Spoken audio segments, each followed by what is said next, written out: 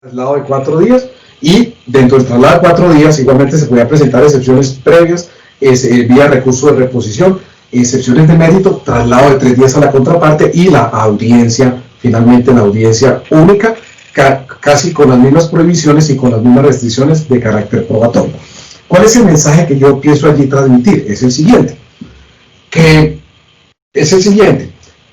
el proceso verbal de menor y mayor cuantía, hoy como está diseñado el Código General del Proceso, desde la demanda hasta el traslado adicional de pruebas, si se da allí el caso, finalmente, hasta allí, todo lo que tiene que ver con la litis contestantio, es ver casi que el antiguo proceso ordinario, porque ese era así: demanda, emisión, notificación, traslado 20 días y traslado de 5 días de solicitud de pruebas. Hasta ahí era el ordinario, como tal. Y cuando se eliminó el proceso ordinario y el proceso abreviado, y sobre todo el ordinario, se pensó que esos 20 días eran excesivos, y por eso fue que se dejó como modelos tipos básicos en la última etapa de vida jurídica del Código de Procedimiento Civil. Solamente quedó el proceso verbal y el proceso verbal sumario, el que yo les mencioné hace unos instantes. Se discutió y se reflexionó sobre el tema de que esos 20 días eran muy excesivos, porque finalmente esos 20 días fueron dados por el legislador en el año de 1970, es decir, los 20 días estaban, digámosle, dirigidos para la época del año de 1970, pero del año 1970 al año 2012 han pasado casi 50 años más, y las condiciones han cambiado, porque finalmente ya estamos en presencia de la telemática, la informática, todo lo que tiene esto que tiene que ver con las tecnologías de la información y las comunicaciones, que puso, y hoy en día se ha puesto nuevamente a pensar cuál fue la razón por la cual el legislador regresó al tema de los 20 días de traslado a la demanda del proceso verbal, cuando se criticó y se censuró que esos 20 días eran excesivos en vigencia del proceso ordinario, y que por eso finalmente desapareció su organización, y igualmente como desapareció en materia de organización el proceso abreviado, que era el mismo proceso ordinario, solamente que se reducían los términos, de tal manera que quedó en la última etapa del Código de Procedimiento Civil el proceso verbal y el proceso verbal sumario. Se expide el Código General del Proceso, y como proceso verbal sumario se vuelve a los 20 días del otro proceso ordinario, y finalmente para el proceso verbal sumario prácticamente quedan los días del proceso verbal, porque fíjense ustedes que el verbal de menor y mayor cuantía queda demanda, admisión, notificación, traslado 20 días y 5 días. Y el verbal sumario queda demanda, admisión, notificación, traslado de 10 días y traslado de 3 días en el evento de excepciones de mérito para la solicitud, finalmente, de pruebas. Y lo que quiere decir, lo que quiere significar que el proceso verbal sumario acogió los antiguos términos que tenía el verbal normal del Código de Procedimiento Civil y el verbal del Código General del Proceso. En la etapa de la litis contestantio regresó a los mismos términos que tenía el proceso ordinario en vía del Código de Procedimiento Civil. Ese era, digamos, un comentario que quería hacer allí para que ustedes lo tuvieran presentes, y que van a ser importantes finalmente para el ejercicio y el ensayo que tendrán ustedes que realizar como carga académica allí para todos estos temas dentro del proceso de enseñanza-aprendizaje. ¿Cuáles son las formalidades de la audiencia? Las formalidades de la audiencia lo quise tocar ahora porque cobija tanto al proceso verbal como cobija tanto al proceso verbal. Para las formalidades de la audiencia voy a desarrollar la siguiente hoja de ruta. Iniciación, para que de pronto si me pasa algo por alto, alguien me llame la atención.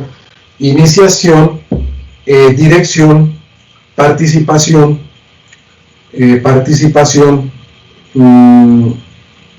nulidad, irreversibilidad del proceso, concentración, intervenciones, grabación, publicidad, prohibiciones y acta. Básicamente voy a desarrollarlo bajo esa hoja de ruta, si me permiten utilizar esa frase en este momento. Entonces, la iniciación, finalmente la instalación.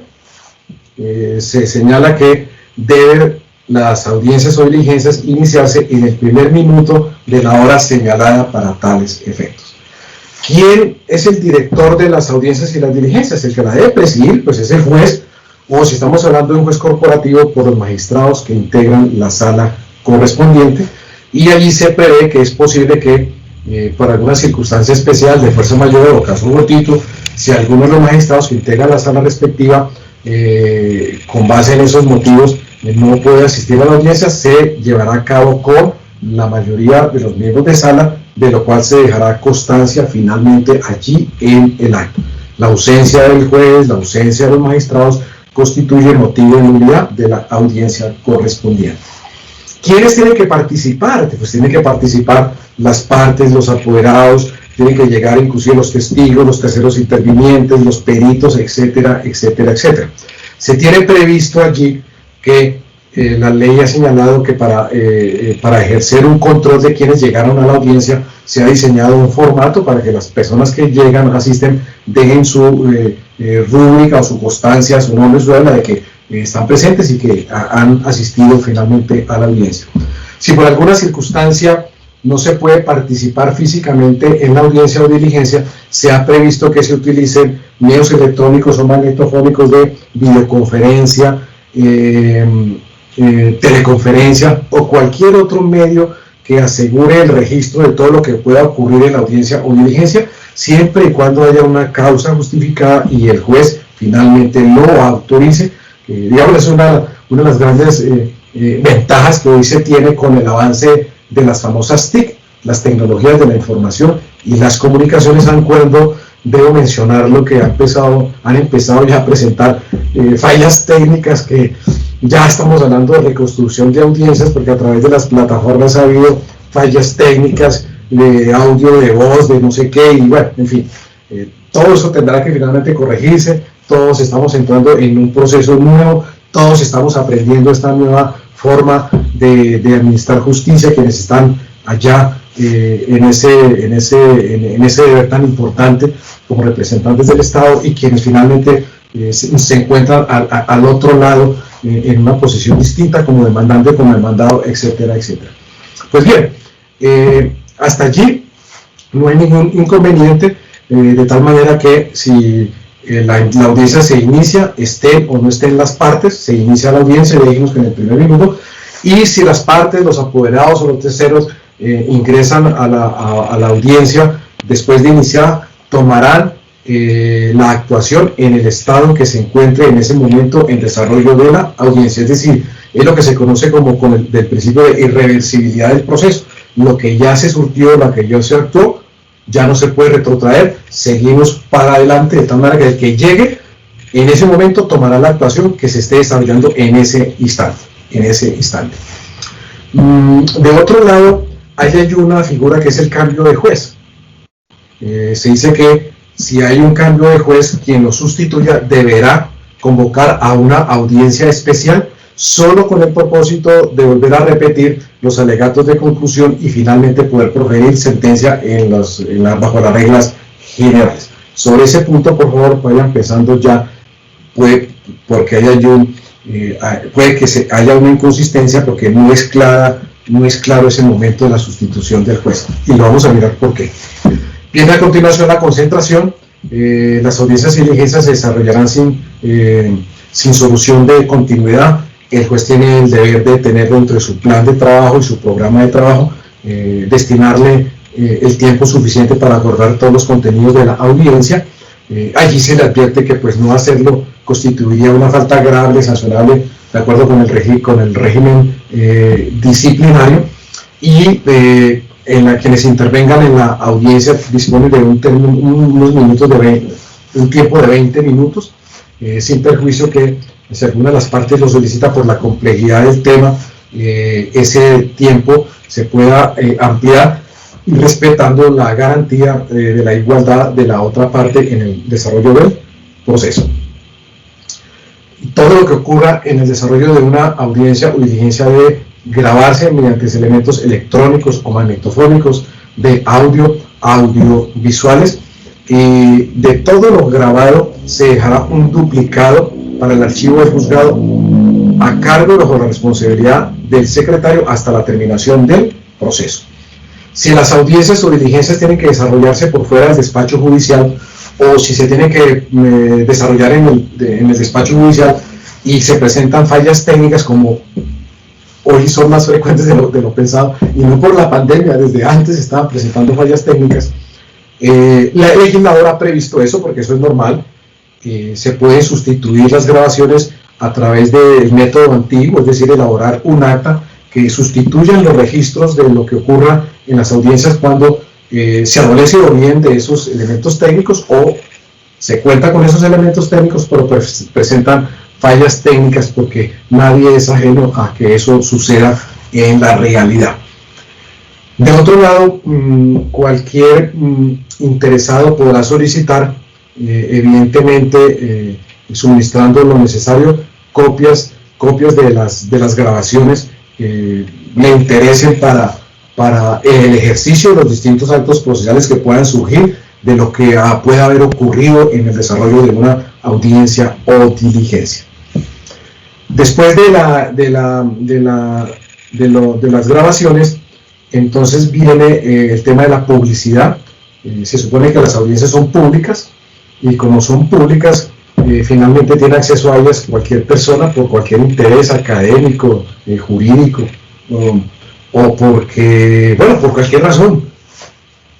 Uno observa que en las salas de audiencias a veces hay espacios suficientes inclusive para llegar uno y sentarse y de pronto ilustrarse, porque uno cada vez que escucha las audiencias aprende de todos, de los jueces, de las partes que intervienen, de los casos en particulares que a veces uno ni se los imagina, y las maneras y la forma como se argumentan, y las formas y los mecanismos como cada juez dirige una audiencia, porque finalmente el juez es el director, es el que dirige, y cada cual tiene su estilo de trabajo, porque a partir de allí ejerce su investidura y la desarrolla, digámosle, con su propia autenticidad. Digámosle que en esos esquemas no hay unos protocolos rígidos como tal, y cada cual tiene su estilo finalmente de trabajo.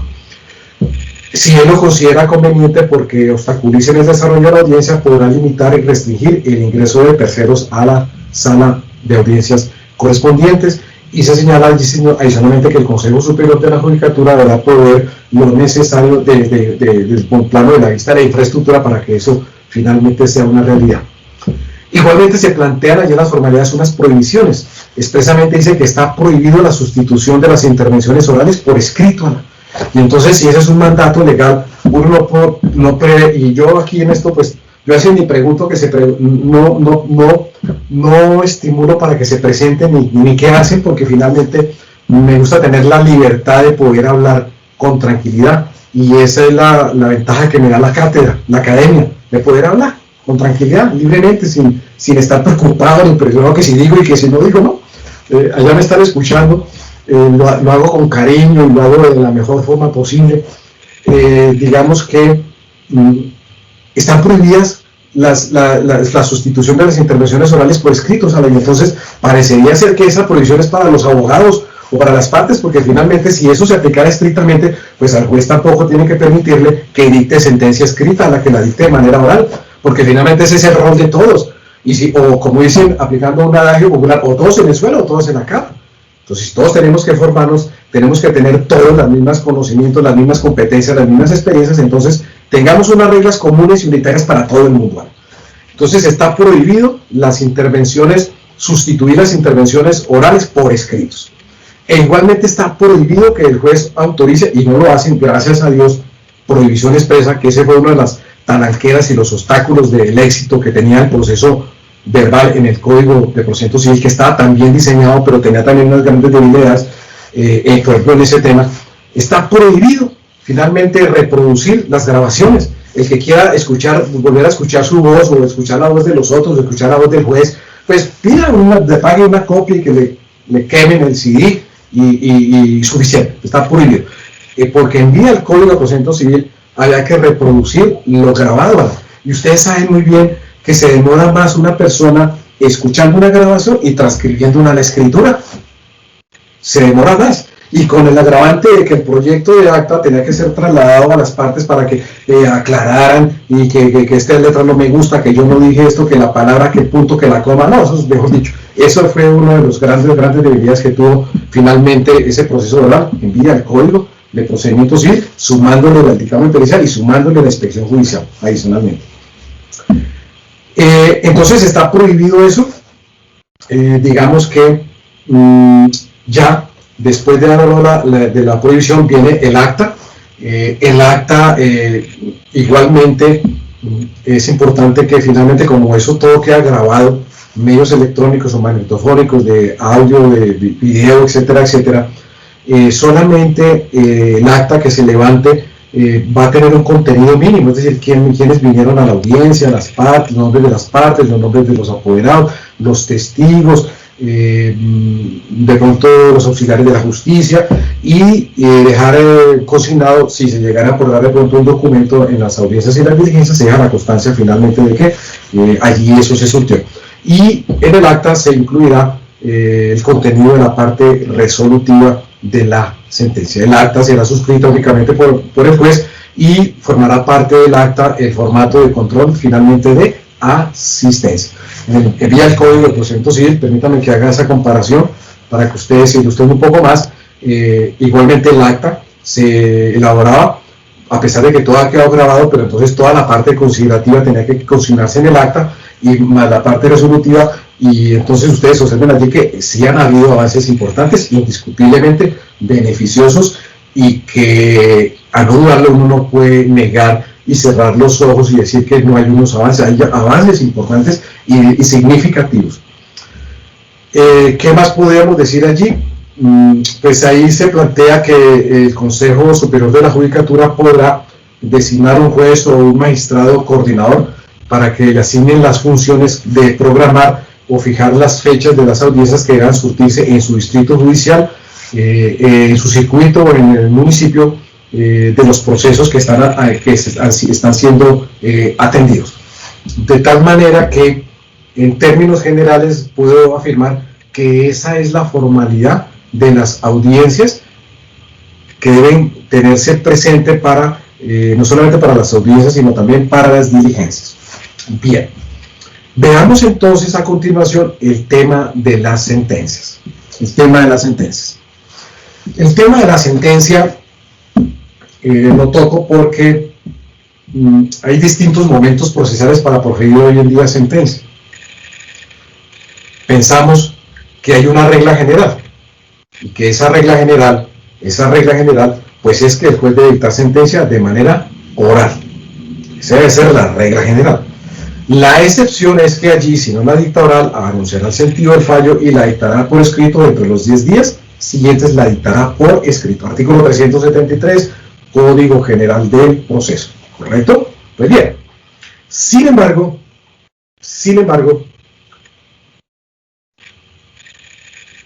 ustedes apreciaron cuando leyeron el artículo 120 que dice que las providencias judiciales son autos y son sentencias, y que el juez dispone de 10 días para proferir el auto, ya sea un auto de trámite o un auto interlocutorio, y dispondrá de 40 días para proferir sentencia. Y entonces uno empieza ya a preguntar, ¿estos 40 días para cuáles sentencias? Interrogante. Pero adicionalmente, el artículo 120 dice que en algunos procesos, que son varios, la ausencia de oposición por parte del demandado, es decir, proponer excepciones de mérito, eso implica que tenga un tipo de sanción de carácter procesal. No oponerse a la pretensión implica tácitamente que se está allanando a la pretensión, y tácitamente que está aceptando los hechos y finalmente lo que está, el pedimento contenido allí en la demanda. Y entonces en esos eventos el legislador preciso allí ordena que el juez debe dictar, y abro comillas, inmediatamente, cierro comillas, la sentencia. Esa expresión de inmediato no es como sucede que es que me va a tomar los 40 días. La norma es clara, inmediato es inmediato, es decir, venció el traslado, se verificó que no hubo oposición, pum, al otro día sentencia. Esa es la verdad, porque la palabra inmediato quiere decir ya, a continuación. Pues esa es la lectura, y eso no me lo invento yo, eso está allí. Entonces, si no hubiera querido allí el legislador, sencillamente pues no se pone a escribirle que inmediato. Entonces, ahora el problema del inmediato, entonces, eso del inmediato es que finalmente terminan haciendo uso, como va a ser sentencia escrita, los 40 días, finalmente. Y ahora van a leer el artículo. Ya lo leyeron y ya saben que no estoy diciendo algo contrario a la realidad. De otro lado, el artículo 278 habla de la sentencia anticipada. Y cuando habla de la sentencia anticipada, habla que puede proferirse sentencia anticipada total o parcialmente. Y habla que constituye sentencias las que resuelven las instancias correspondientes, la del recurso extraordinario de revisión, el de casación, y la sentencia la manera como se resuelve el incidente de que concreta los perjuicios decretados en la sentencia de forma abstracta, deberán concretarse a través de un incidente, y ese incidente se resuelve por decisión con sentencia. Pero se podrá dictar sentencia anticipada en 3 eventos del artículo 278. Uno, cuando las partes lo pidan de común acuerdo, por su iniciativa, o como lo sugiere allí el legislador, o como lo menciona el legislador, perdón, por sugerencia del juez. Cuando no hay que decretar y practicar pruebas, o cuando se encuentra probada las llamadas antiguas o conocidas comúnmente como excepciones mixtas, que esa denominación no aparecía en el Código de Procedimiento Civil, tampoco aparece en el Código de Procedimiento General del Proceso, sino solamente hizo carrera por la doctrina, por la jurisprudencia, diciendo que en esos eventos estaban hablando de unas excepciones mixtas, que son la prescripción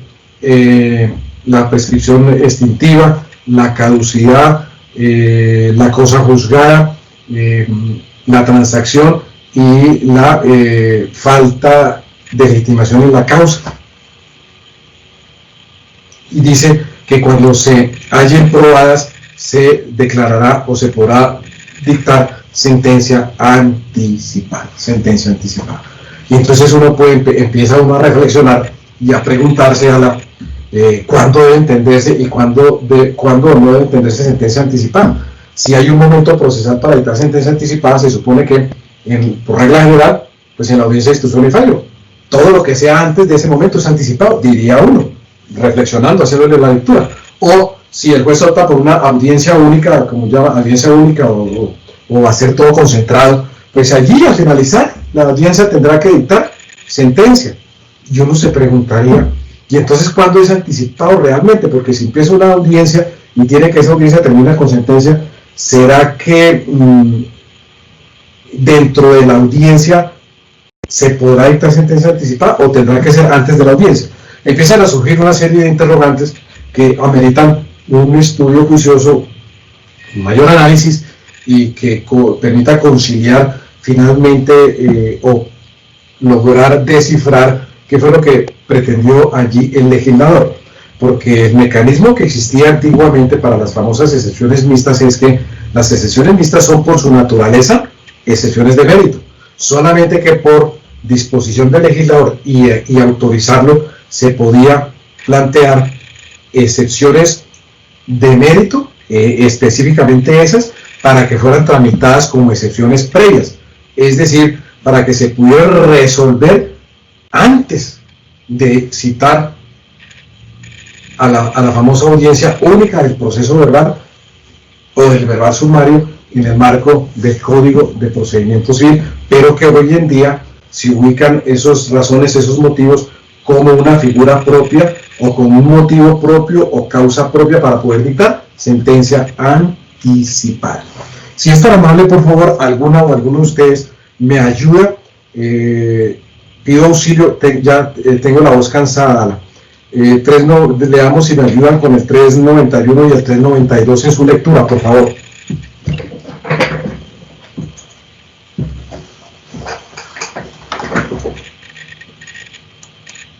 Artículo 3.